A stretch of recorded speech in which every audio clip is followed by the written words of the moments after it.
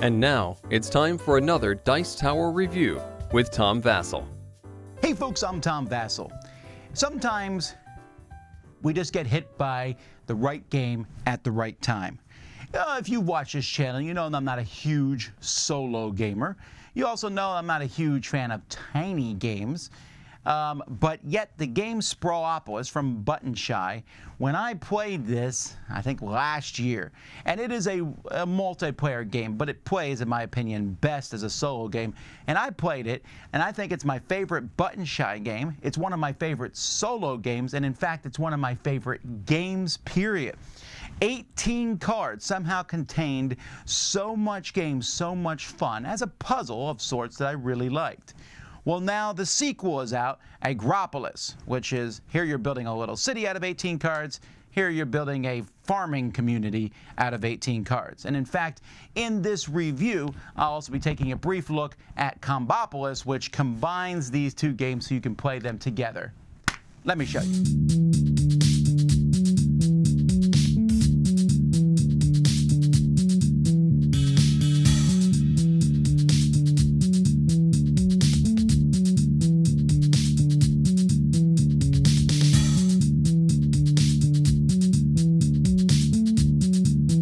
Agropolis is a deck of 18 cards. Every card shows 4 different types of terrain, the same 4 in different configurations, and there's also a road or roads running through them.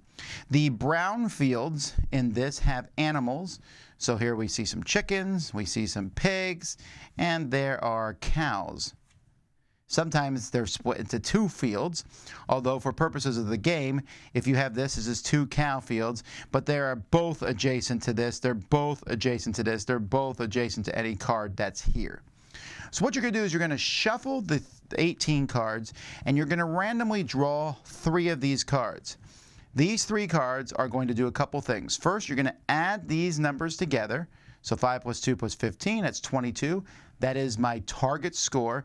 And they're also going to give 3 different ways that you are scoring. So you're going to place these aside, and then you're going to shuffle the rest of the cards, and the game's going to begin. On your turn, you have 3 cards in your hand.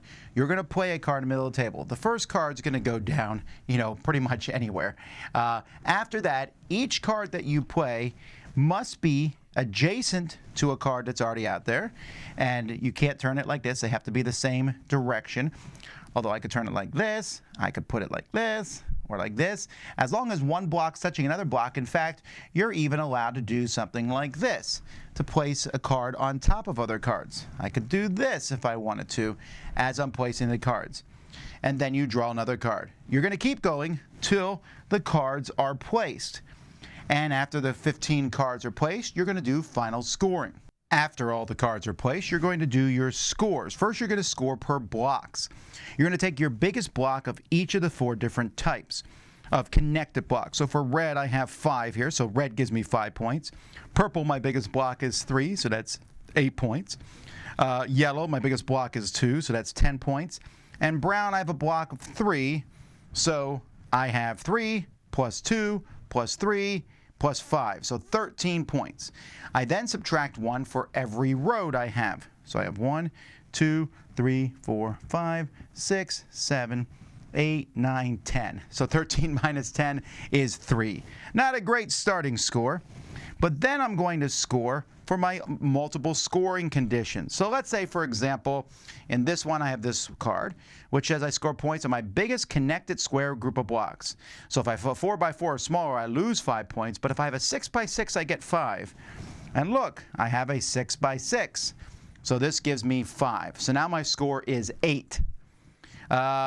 This gives me a point for each pig pen next to my longest road, and -1 for each one that's not next to my longest road. So this is clearly my longest road. And next to that one, I have 1, 2, 3, 4, 5. So I get +5. And that's it. There's no other pig pens showing. I've covered them up or something. So I get an extra 5 points. So I'm doing okay now. I got the initial, I have 8 plus 5. I'm at 13 points.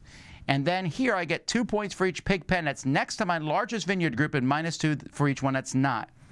This is my largest vineyard group, and I have 2, 4, 6, 8, 10 more points.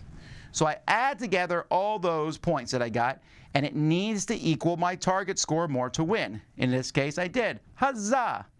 Now, if that's too easy, you can make it more difficult, called field fees. And you'll look here, and this will say plus an extra point that you need to get for each cow. And then you'll look at the bottom of the cards, and you'll see that there's 1, 2, 3, 4 cows in these cards. So this one adds 4 points, and this one adds 4, which is 8, which is a much harder target score to get to. All right, let's briefly talk about Combopolis here. This is a separate deck of cards that lets you mix this game, Agropolis, with the original game, Sprawlopolis. So you have each deck here, and what you're going to do when you're playing Combopolis is the 3 cards that you're using for scoring is you're going to take one of this deck. So for example, supply and demand. Compare the size of your largest orchard group and your largest commercial group. And 3 points for each block in the smaller of these 2 groups. So it's taking things from both of these. And then I'll take 1 card from this as a scoring, the Burbs, and 1 card from this, Noah's Farm. So those are my 3 scoring cards. Woo! That's a tough scoring thing. You're then going to take the next card from Combopolis and put that in the middle, and that's your starting card. You then get rid of the other 4 cards. You're not using them for this game. Then each round, you draw the top card of each deck. You're going to choose 1 to place on the board and discard the other. Take these 2, put 1 out, discard the other. Other than that, all the rules are pretty much the same thing, and you'll win or lose together. Well, I mean, the components here are the same as they are for all the button shy games. You have the cards, and you're going to be able to take them here and just stick them in half of this.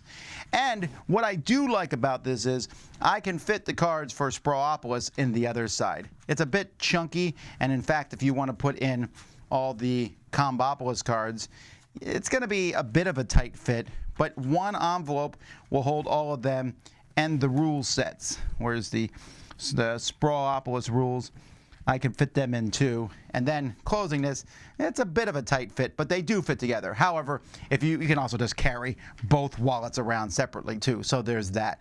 It's fine. My only complaint, and this is a very minor thing for Agropolis, is I got confused for a long time. I was like, oh yeah, these are chickens. They look like dots there. But that's the most minor things. Other than that, the colors are really easy to tell apart. I'm showing you the Combopolis cards. The colors are really easy to show apart. They look good. The whole thing has a nice look, and the card quality is really good.